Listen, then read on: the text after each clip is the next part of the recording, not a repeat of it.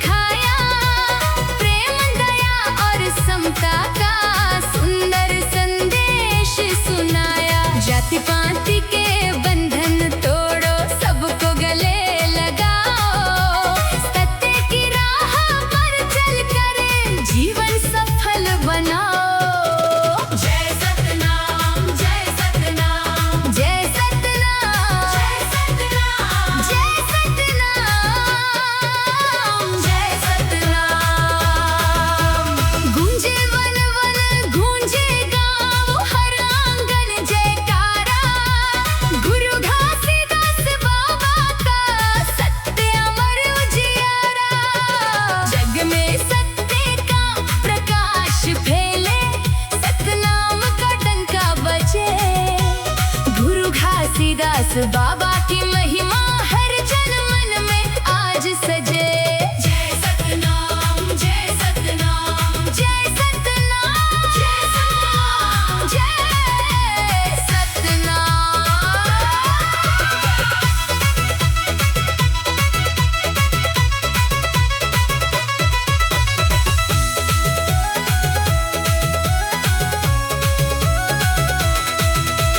नदियाँ बोले पर्वत गाए पवन सुनाए तान, फूलों की खुशबू में महके सत्य का पावन गान। हर बच्चे की मुस्कान में बाबा का आशीष रहे, हर माँ की ममता में बस कर सत्य की ज्योति जले।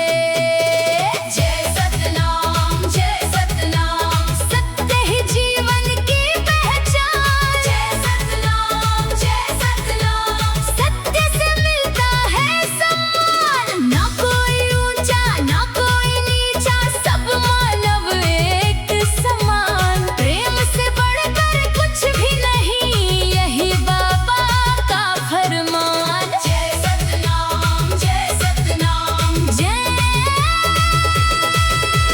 सच्चे मन से जो भी बोले उसका जीवन धन्य बने। सत्य की राह जो अपनाए उसका हर सपना सजे। जग में सत्य का प्रकाश फैले, सतनाम का डंका बजे। गुरु घासीदास बाबा की महिमा हर जन मन में आज सजे। जय सतनाम खेतों में हरियाली लहराए, मेघ बरसे प्यार। घर घर खुशियों की हो वर्षा, मिट जाए अंधकार। सेवा श्रद्धा और सद्भावना हर दिल में बस जाए। सत्य का सूरज जगमग करके नई सुबह ले आए। जय सतनाम सत्य की राह प्रेम की बात, यही है बाबा की सौगात। झूठ मिटे अन्याय हटे, सतनाम से